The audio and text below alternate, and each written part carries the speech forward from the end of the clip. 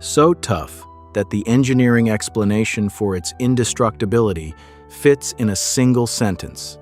The AK-47's moving parts have clearances large enough that the mud, sand, ice, and carbon fouling that accumulate during field use cannot reach the tolerance threshold at which they prevent cycling. That single sentence contains the entire design philosophy that Mikhail Kalashnikov brought to the competition that produced the AK-47 in 1947, and it represents the specific choice that separated his design from every rifle the Soviet Union had previously issued, and from every rifle that competing designers submitted alongside it. The choice was not technical sophistication. It was a deliberate decision about which category of failure the Soviet Army could afford to accept. A rifle that was inaccurate at 300 meters was a liability. A rifle that failed to fire when a Soviet conscript needed it to fire was a catastrophe. Kalashnikov designed for the catastrophe case and accepted the liability case as the cost. 70 years of continuous combat service on every inhabited continent is the verdict on whether that trade-off was correct. Mikhail Timofeyevich Kalashnikov was born on the 10th of November, 1919, in the village of Kuria, in the Altai region of Siberia, one of the most remote corners of an empire that was simultaneously imploding under the weight of revolution and civil war. His father was a peasant farmer, his mother the keeper of a household that contained 19 children, of whom 8 survived to adulthood.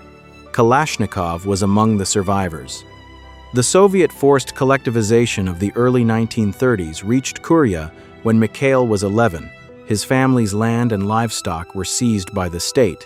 His father was sent to a labor camp in central Siberia where he died, and the family was deported to a collective farm in Kazakhstan.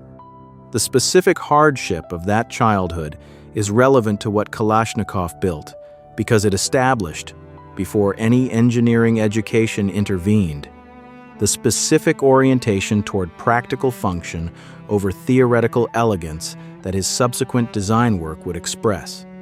He grew up around machinery because farm machinery was what was available.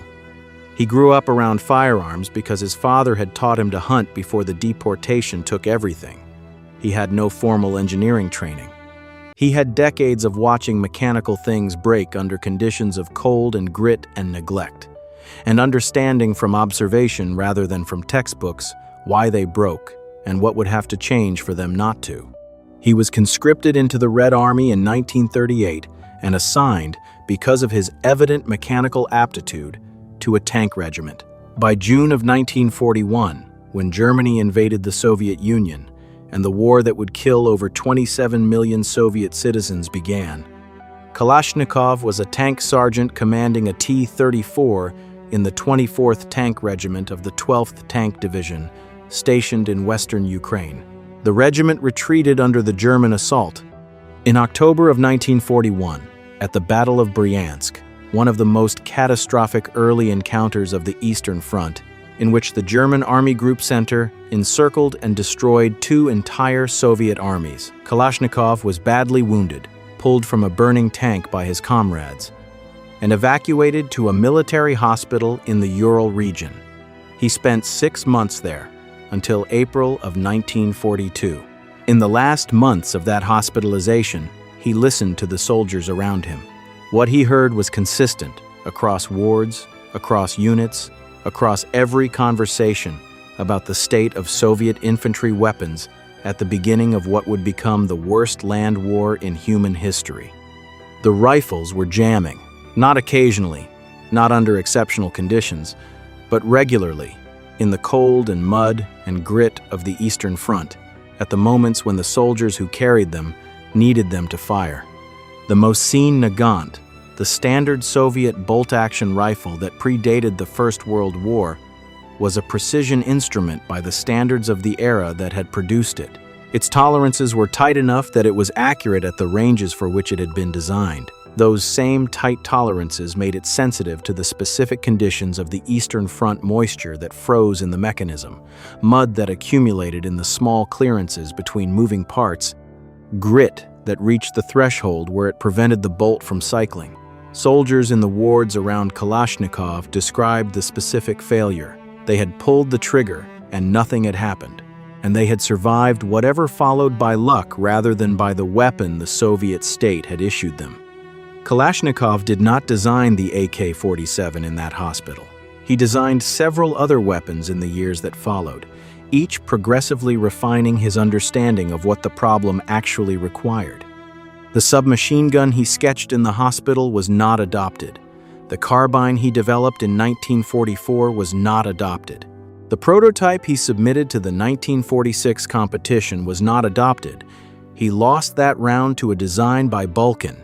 What the hospital established was the requirement he was designing toward, a weapon that would fire when a Soviet conscript needed it to fire, regardless of what had happened to it since the last time it was cleaned, regardless of what environment it had been operated in, regardless of how well trained the soldier carrying it was.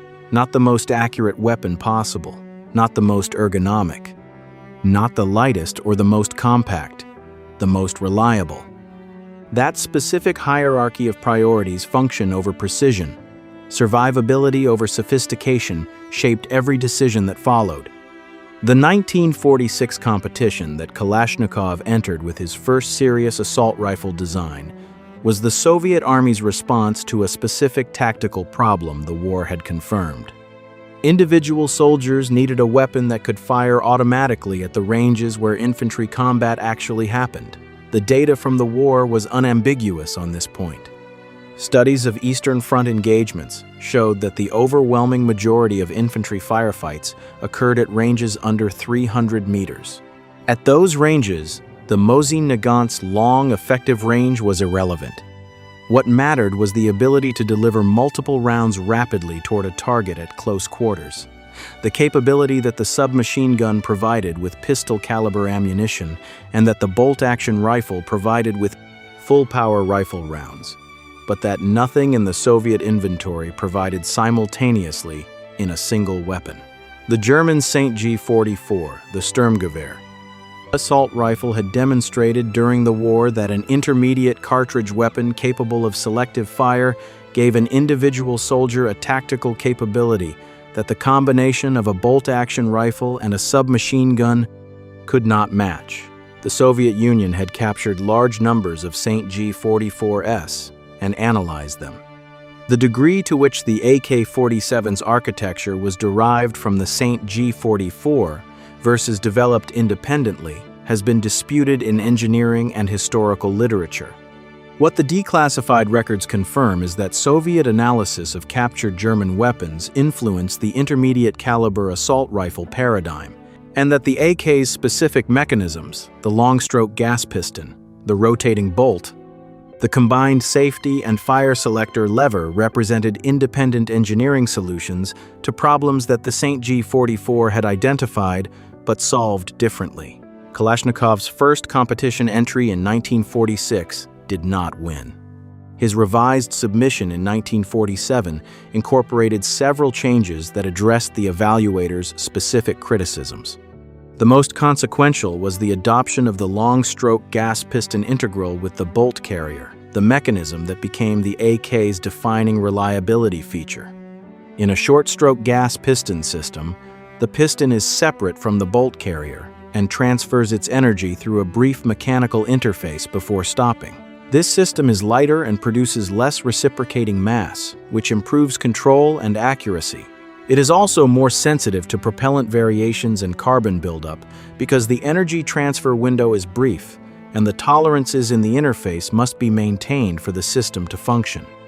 In a long-stroke system, the piston and bolt carrier are a single integral unit that travels the full length of the operating stroke together. The larger reciprocating mass produces more movement and more perceived recoil.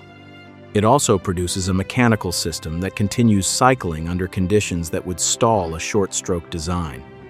The momentum of the moving mass carries the bolt carrier through the resistance of fouling or debris or frozen, moisture that a lighter system would not overcome. Combined with the loose tolerances that Kalashnikov specified throughout the action, The long-stroke piston produced the specific reliability characteristics that the soldiers in the hospital wards had been describing as the absence. The clearances between the bolt carrier and the receiver, between the piston and the gas tube, between the rotating bolt and its locking recesses, all were specified wider than precision accuracy required. Machining was simplified to the level that Soviet factories could mass-produce the rifle without high-precision equipment. The consequence of those wider clearances was a rifle that was less inherently accurate than a precision instrument. With tighter tolerances would be the mechanical looseness introduced variation into the relationship between the top-ed barrel and the shooter's aim point that tighter construction would have reduced. The consequence was also a rifle that could accumulate mud, sand, carbon fouling, and ice in the spaces between its moving parts and continue functioning because those spaces were wide enough that the accumulation never reached the threshold at which it prevented movement.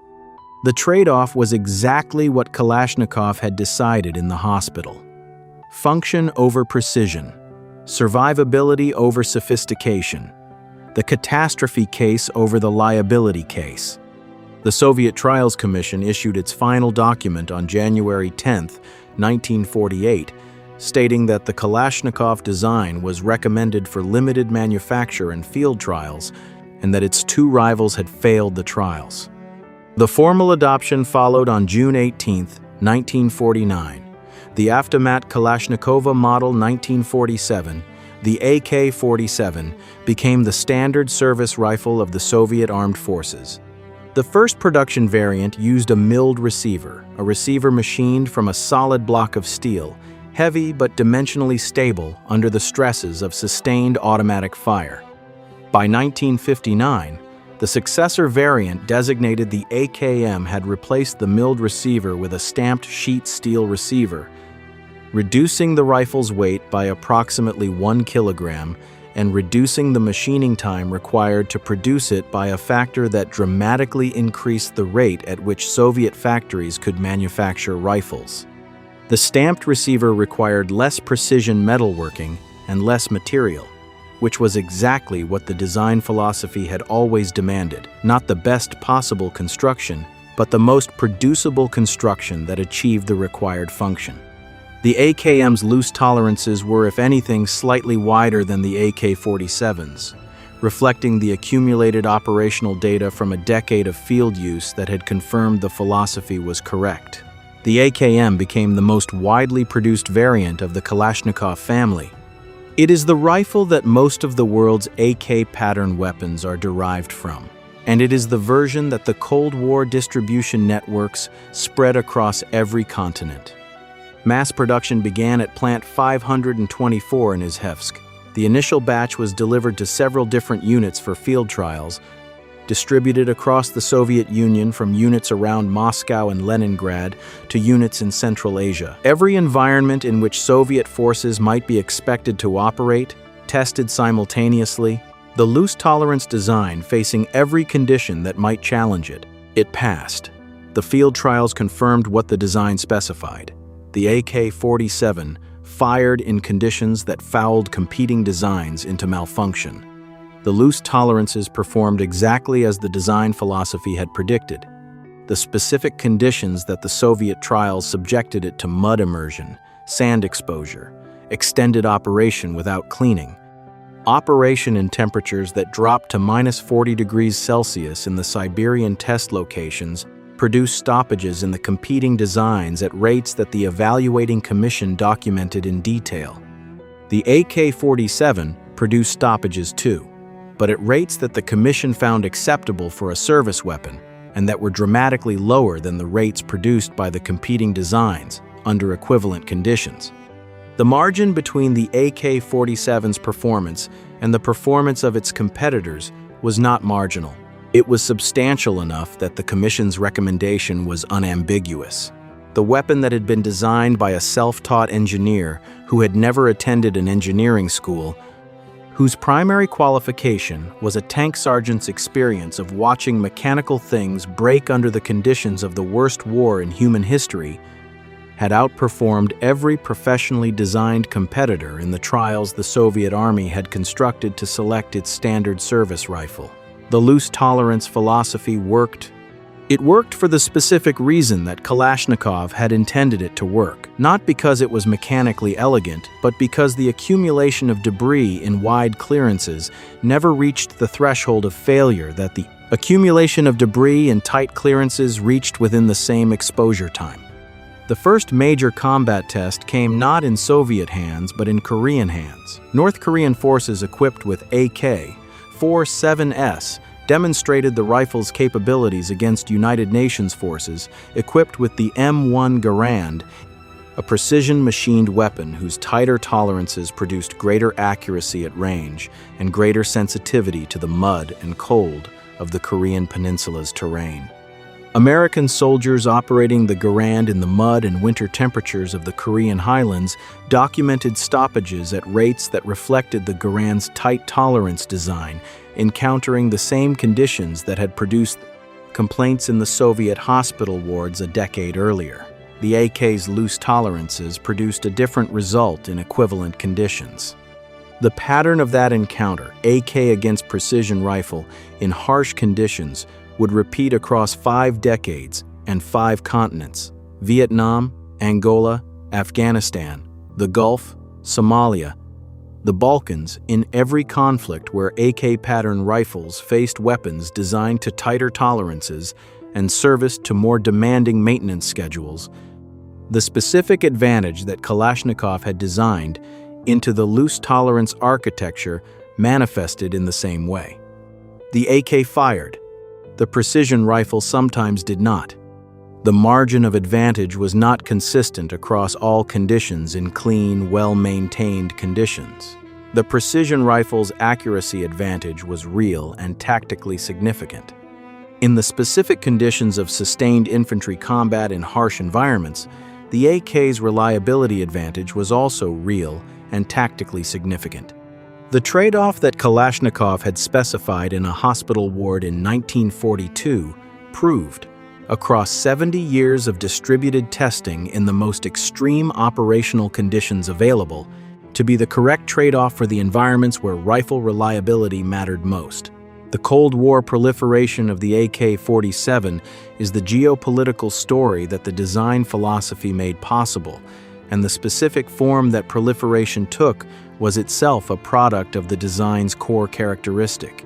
A weapon that required minimal maintenance and functioned in conditions of minimal logistical support was the ideal weapon for the specific institutional actors that the Cold War produced: newly independent states with limited military infrastructure, revolutionary movements without reliable supply chains, guerrilla forces operating in terrain that denied conventional logistics. The Soviet Union recognized this alignment and made specific policy decisions to exploit it. AK pattern rifles were provided to aligned movements at prices that reflected political calculation rather than manufacturing cost. In some cases, they were provided free as military aid, shipped to governments and movements that the Soviet Union sought to influence or support. In other cases, they were sold at prices low enough that the weapons spread through informal channels once they entered a region. AK-47S captured from one conflict appearing in the next conflict in the same region. Weapons manufactured in the 1950s still functional in the 1990s, because the loose tolerance design that required minimal maintenance to remain operable also required minimal maintenance to remain stored indefinitely, without deteriorating to the point of malfunction. The Cold War proliferation of the AK-47 is the geopolitical story that the design philosophy made possible. Licensed production spread the design to China, where it was produced as the Type 56. To East Germany, Romania, Bulgaria, Hungary, Yugoslavia, Egypt, India, North Korea, over 30 countries eventually produced AK pattern rifles under license, and additional countries produced unlicensed copies. The number of AK pattern rifles produced across all manufacturers and all variants is estimated at approximately 100 million. No other firearm in history approaches that number. The human cost of that proliferation is the dimension of the AK-47's indestructibility that the engineering specifications do not capture. 100 million rifles distributed across more than 100 countries, available through channels ranging from national military inventories to black markets, at prices that in some regions reached as low as the cost of a bag of maize. The AK-47's combination of low cost, minimal maintenance requirement, and extreme durability made it the weapon of choice for every conflict that lacked the logistics infrastructure to support something more sophisticated. Civil wars, insurgencies, terrorism, organized crime. The same characteristics that made the AK-47 indestructible as a field weapon made it indestructible as a geopolitical fact. But Mikhail Kalashnikov lived to the age of 94, dying on December 23, 2013, in Izhevsk, the same city where his rifle had first been mass-produced in 1948 and 1949. In a 2012 letter to the Russian Orthodox Patriarch, made public after his death, he asked whether he was responsible for the deaths of the people his rifle had killed and whether the Church could provide spiritual comfort to a man who had built such a weapon. The letter is the human document at the center of the AK-47's legacy.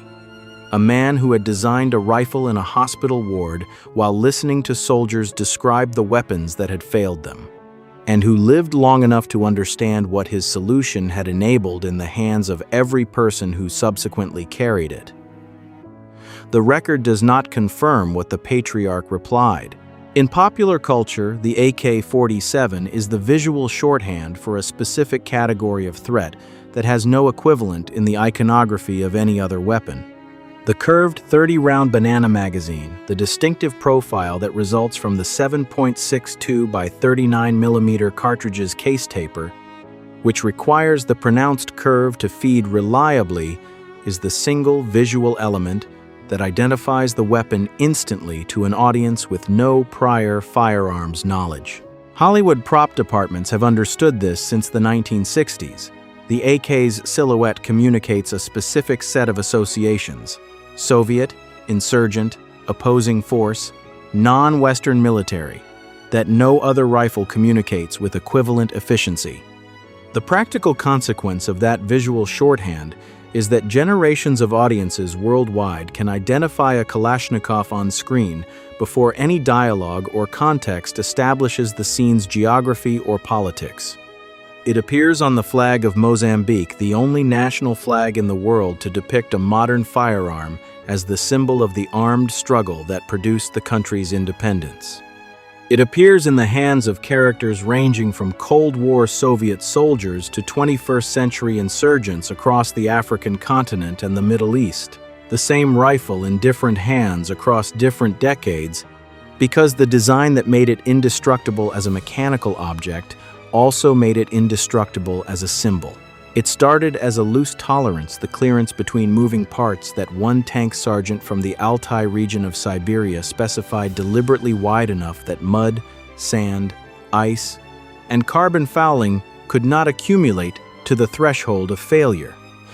In a hospital ward in the Urals, while the soldiers around him described the weapons that had failed them, it survived the 1946 competition that rejected his first submission, the 1947 revision that addressed the evaluators' criticisms, the field trials that tested the loose tolerance philosophy against every environmental condition the Soviet Union contained, and 65 years of Kalashnikov living with the question of what his solution had made possible. It was adopted by over 30 countries under license and copied without license by dozens more. It was distributed to revolutionary movements and guerrilla forces and state armies across every inhabited continent through Soviet military aid, black market channels, and the process of conflict, producing surplus weapons that subsequent conflicts absorbed. It was priced low enough to reach the poorest armed forces on Earth and durable enough to remain functional in their hands for decades without the maintenance infrastructure that more sophisticated weapons demanded. The AK-47 is not indestructible because it is made from better materials or machined to higher standards than the weapons that compete with it. It is indestructible because one tank sergeant from the Altai region of Siberia was wounded at Bryansk in October 1941. Listen to wounded soldiers describe the weapons that had failed them in the worst war in human history, and decided that the rifle a Soviet conscript needed was one that would fire when he needed it to fire, and that the loose tolerance that made that possible was worth every round that went wide at 300 meters because of it. If you enjoyed this, hit like, subscribe, and check out the next video right here.